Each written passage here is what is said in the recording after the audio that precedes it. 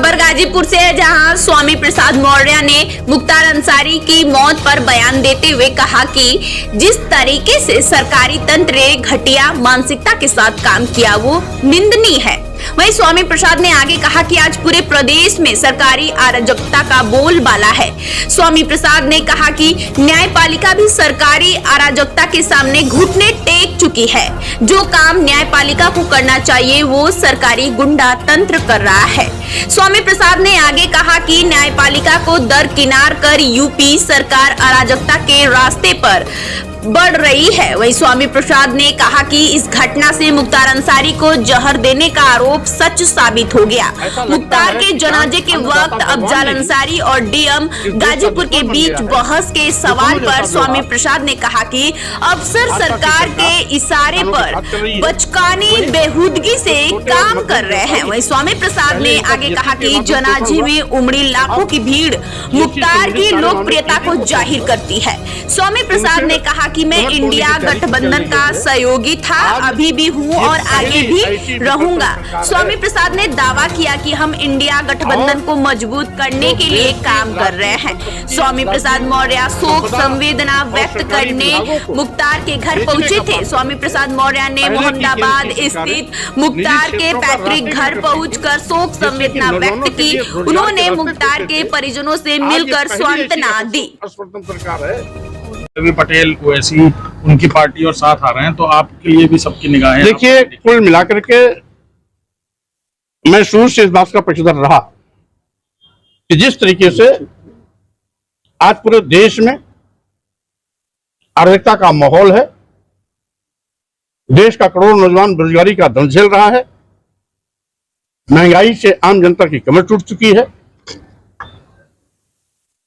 किसानों को एमएसपी का लाभ तो मिला नहीं, अलबत्ते उन पर लाठियां भाजी जा रही हैं, रास्ते में कील कांटे बिछाए जा रहे हैं, ड्रोन द्वारा हमले किए जा रहे हैं, रबर की बुलेट दागी जा रही है।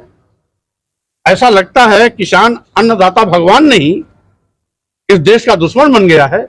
दुश्मनों जैसा व्यवहार भाजपा की सरकार किसानों के साथ कर रही है।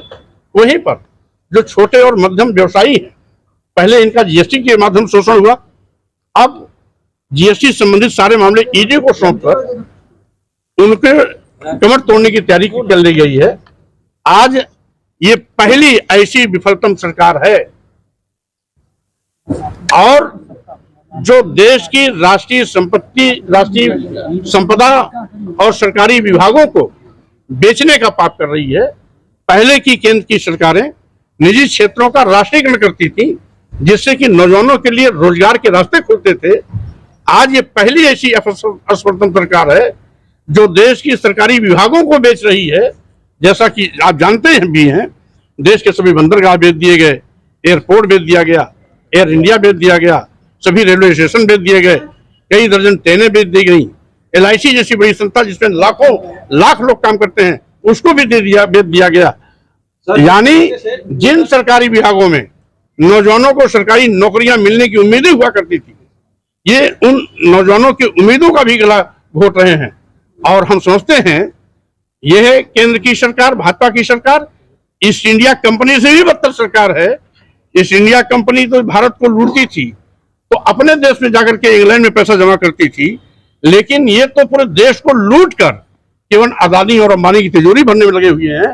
तो स्वाभाविक रूप से इस सरकार की जवाबदेही देश की जनता के प्रति नहीं, अदानी और अंबानी के प्रति है। और यही कारण है कि सारी की सारी देश को लूट का माल अदानी और अंबानी के हवाले किया जा रहा है। शासन सत्ता को लेकर आपके द्वारा एक ट्वीट की गई है, उसको लेकर क्या बताएंगे? और कहा यह जा रहा है कि स्वामी प्रसाद मौर्य अपने खुद पार्टी के 2 प्रत्याशियों को, जिसमें खुद भी आप शामिल हैं, उसी लड़ाई।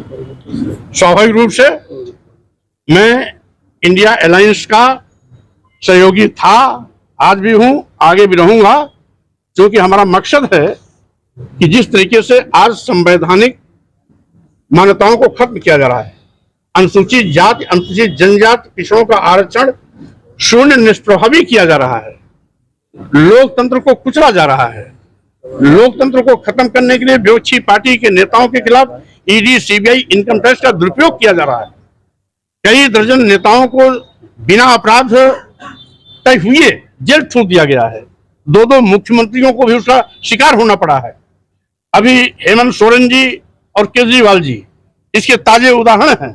तो स्वाभाविक रूप से हमारी मान्यता है कि संविधान बचाओ, देश संविधान बचाओ, बीजेपी हटाओ, लोकतंत्र बचाओ, बीजेपी हटाओ, देश बचाओ, बीजेपी हटाओ।